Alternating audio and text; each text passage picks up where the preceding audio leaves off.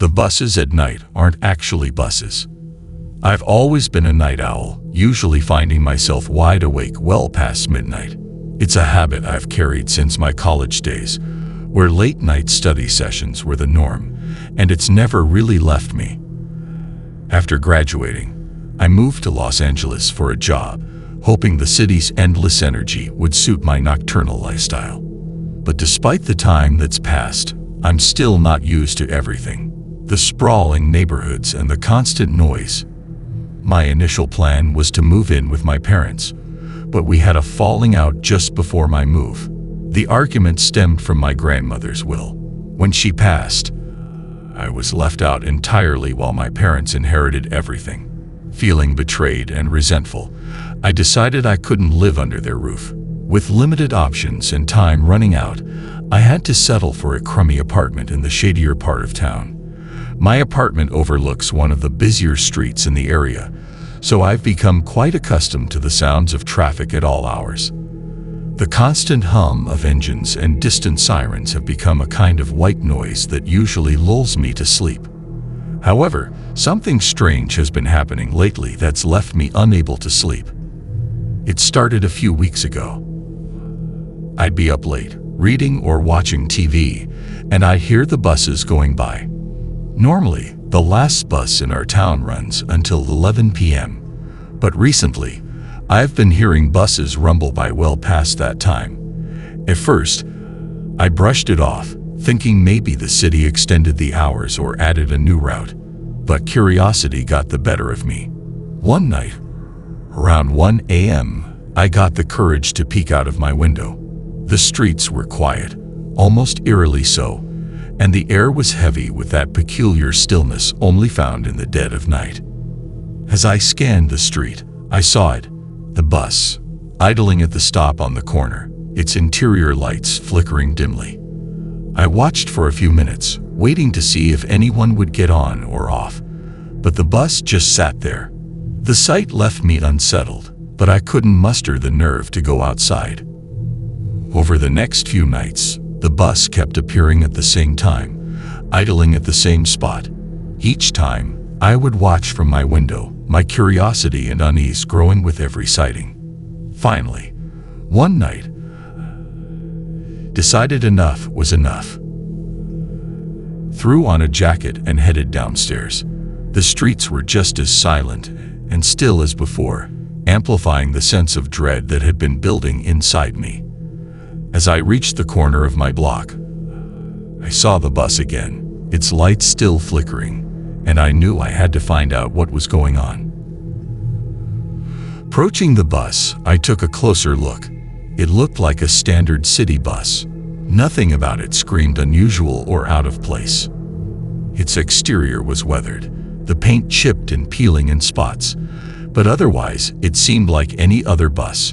My heart pounded as I hesitated, standing just outside the door. The door creaked open on rusty hinges, the sound piercing the stillness of the night and sending a shiver down my spine. Without hesitation, I climbed aboard, dropping an old worn dollar bill into the box as I made my way to the back of the bus. The driver, a shadowy figure in a worn uniform, didn't speak or even look at me, just stared straight ahead, as if I didn't exist.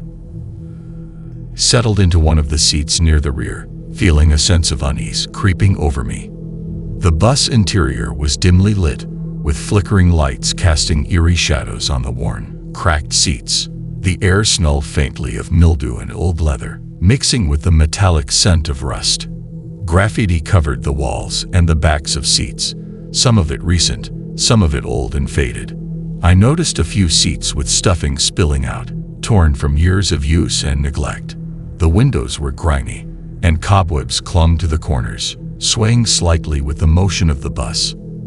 The floor was littered with old ticket stubs, wrappers, and other debris, adding to the sense of decay and abandonment. As the bus started moving, I glanced out the window, expecting to see familiar streets. Instead, the scenery quickly changed to a desolate area filled with old warehouses and empty roads. The warehouses were dilapidated, their windows broken and walls covered in graffiti. Rusted machinery and abandoned vehicles littered the grounds, creating an eerie, post-apocalyptic landscape. My heart began to race, and a cold sweat broke out across my forehead. I looked around, noticing the eerie emptiness outside. Not a single car or person in sight.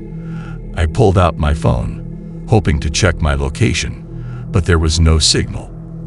Oddly enough, I noticed the battery was at 2%, even though it had been fully charged when I left. The screen flickered uselessly before going dark. Panic surged through me as I realized something was terribly wrong. Desperate, I tried to walk toward the front of the bus, but my legs felt like they were made of lead. Each step was a struggle, my movements slow and labored. Reached out to steady myself, my fingers brushing against the cold, worn metal of the seats. The air inside felt heavy, as if it were pressing down on me, making it even harder to move. "What's going on?" I demanded, my voice trembling, but the driver remained silent, his eyes fixed on the road ahead, completely unresponsive. His face was partially obscured by the dim light, giving him an almost ghostly appearance. I fumbled for the door, trying to push it open with all my might, but it wouldn't budge. Panic rising, I glanced around and spotted the emergency release lever. I grabbed it, yanking hard, but nothing happened. The lever felt rusted, stuck in place as if it hadn't been used in years. I pounded on the window, hoping to attract someone's attention, but the streets outside were deserted, the buildings looming like silent sentinels in the dark. As I continued to struggle, I noticed the bus seemed to be moving faster, the scenery outside blurring into a nightmarish haze. The desolation and decay of the warehouses gave way to an even more unsettling landscape, one that seemed to shift and change with each passing second. My heart pounded in my chest, a frantic drumbeat of fear and desperation. Desperate, turned back to the driver, only to find the seat empty. My stomach dropped, and panic washed over me like a tidal wave. Sweat started to bead on my forehead as my breath came in shallow, rapid gasps. The reality of the situation hit me hard, and I felt a cold dread creeping up my spine. I looked around frantically, my eyes darting to the windows and the door, seeking any way out. The windows were clouded with grime, and the door remained stubbornly shut. I noticed the dashboard covered in strange, glowing symbols that I couldn't understand. The symbols pulsed with an unnatural light, casting eerie shadows on the cracked vinyl of the driver's seat. The sight of them made my skin crawl, the deep sense of unease settling in my gut. Desperation mounting, I pressed buttons and pulled levers, hoping to stop the bus or open the doors, but nothing worked. Each button pressed gave a faint, unresponsive click, and the levers felt stiff and immovable under my trembling fingers. My heart pounded louder with each passing second, the fear gripping me tighter. The symbols on the dashboard seemed to glow brighter, as if mocking my futile attempts to escape. My mind raced, filled with 1,000 thoughts and none at all. I was trapped, and the bus hurtled forward into the unknown, carrying me with it. I could feel the oppressive weight of the situation pressing down on me, suffocating me with its intensity. Every creak of the bus, every flicker of the lights, only served to heighten my terror. Suddenly, I felt a blunt force hit the back of my head. Pain exploded in my skull, and my vision blurred. I tried to stay conscious, but the darkness quickly swallowed me. It felt like being submerged in a black, icy sea, the sound of my own heartbeat echoing in my ears. I woke up with a start, drenched in sweat, my heart pounding in my chest. For a moment, I couldn't move, the terror of the dream still gripping me. The memory of the bus and its ominous interior flashed through my mind, mixing with the lingering pain in my head. Slowly, I glanced around, disoriented, before realizing I was safe in my own bed. The familiar sight of my room provided some comfort, but the remnants of fear lingered like a haunting shadow. As I sat up, I felt something crumpled in my hand. Pulling it out, I found a dollar bill, the same one I had mechanically dropped into the fare box on the bus. Its edges were creased and the surface slightly worn, as if it had seen many hands before mine. But what froze my blood was the message scrawled across it in shaky handwriting. "Next time you won't wake up." The words seemed to burn into the paper, each letter a twisted promise of something malevolent lurking just beyond my perception. Fear clenched at my heart as I stared at the words, the memory of the nightmare still fresh in my mind. Had it all been just a dream?